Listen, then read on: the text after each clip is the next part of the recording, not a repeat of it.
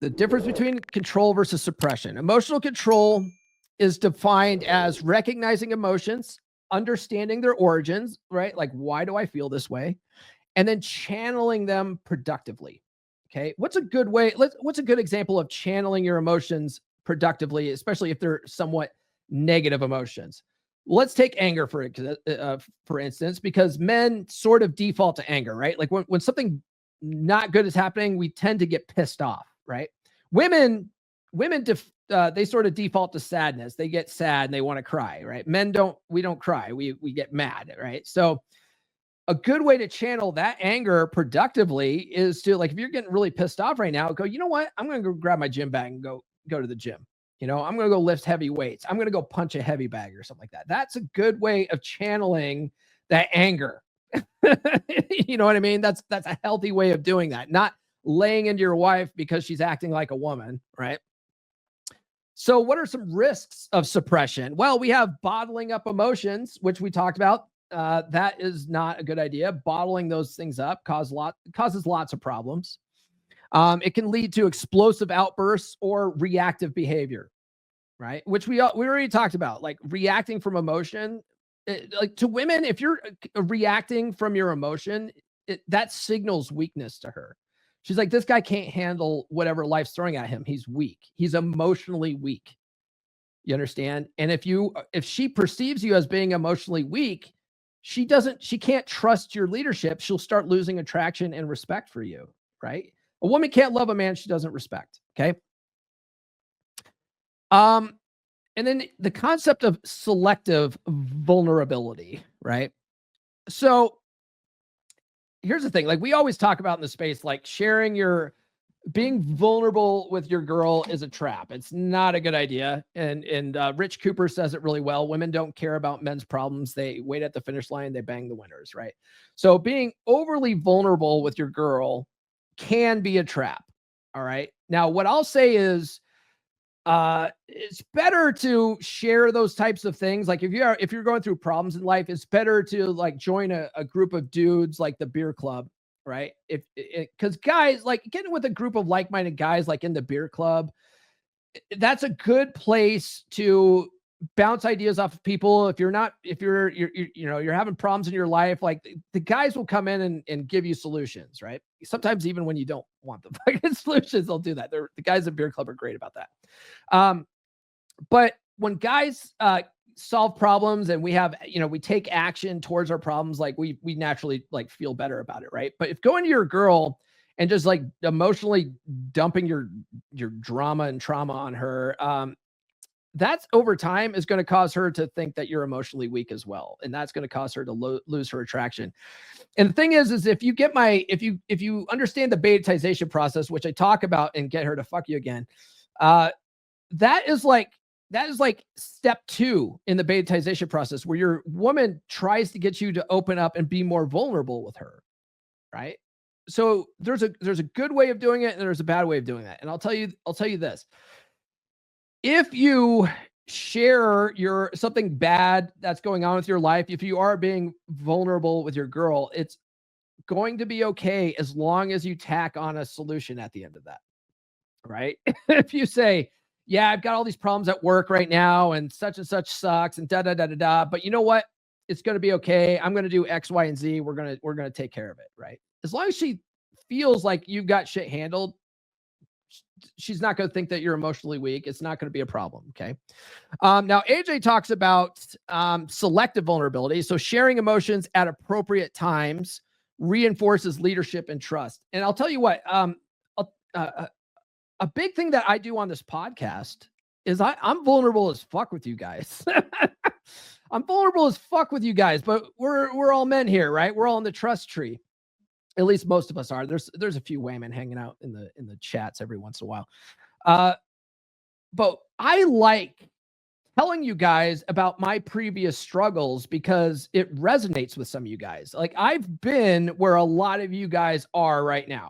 I've been there. I've gotten through it. I've become better because of it. You understand? And so I share that stuff. I'm vulnerable with you guys. And when I do that selectively, like AJ talks about, you guys resonate with it. You guys actually are able to learn from things that I've already learned from, and it helps you move forward, right? It actually helps you. Okay. It also helps build rapport with my audience a little bit. You guys understand, that I'm not some, fake, perfect guy on the internet. I'm a real dude. Like, I've been through some real shit. You understand? So selective vulnerability can be powerful. It can be, right? And the same thing, like even in a relationship, you can be selectively vulnerable with your girl, but just always remember she has to, at the end of the day, like you have to frame it this way. She has to know that you're taking care of your shit, right? So if you're telling her about your problems, maybe even if past problems, like if you told her about past problems, it's not good to talk about past relationships with current relationships. It's just a bad idea, right? But if you find yourself doing that, like if you're in this conversation, you find yourself like uh, already knee deep in a conversation, you're like, oh shit, I should have shared all this stuff. Tack on some positivity with it. Well, you know what? Yeah, it didn't work out, but I learned all this stuff and it made me a better person. And, we just weren't right for each other, and that's okay. Like whatever. Right. Like that's okay. As long as you tack some positivity on the end of it, it'll be okay. Um, Practical techniques for managing emotions. So AJ recommends deep breathing. That's huge, right? Just taking deep breaths by itself is like a good way of just like, especially if you're like really pissed off or if you're like having like a real anxious moment, just taking a moment to take deep breaths and concentrate on your breathing really tends to calm you down, right? It activates the parasympathetic nervous system, which reduces stress and allows clear thinking. So that's a good way of managing emotions in the moment, right? Like you're not trying to suppress it, you're trying to manage it. Like it's like almost like a cope, right? But you'll get through it better if you just concentrate on the breathing. Meditation and mindfulness is another good thing. So that builds mental resilience and it creates space between stimulus and responses. And then, one way that I practice mindfulness in the morning is with my scripting exercises. I sit down for 10 minutes every morning. I write out my whys. Like I have a list of whys for various things. Why my coaching program is the best fucking coaching program out there. Stuff like that. And then another thing is I will sit there and write out a story of like my future life in the present tense. And I'll sit there and write that out. That's all just me getting in my mind, letting my imagination roll and stuff like that. It helps put me in the right, vibration. And that's a good mental practice. And I found that I've been doing that every day since October, and I love it. I don't know how I've not been doing this for years now. Cognitive restructuring. So that challenges negative thoughts and reframes them into constructive perspectives. A good way of doing that, if you believe something negative, right? If you like say to yourself something negative, if you want to try to reframe that, just ask yourself, is that true? Right? Is that true? Let's say that you're out in the dating circuit right now and you think that every woman out there hates you, right? Is that true? Does every woman out there hate you? Like, have you ever had a conversation with a woman that laughed at your jokes? Right? Probably have. You probably have. Like, so no, it's not true that every woman hates you. Okay. That's not true.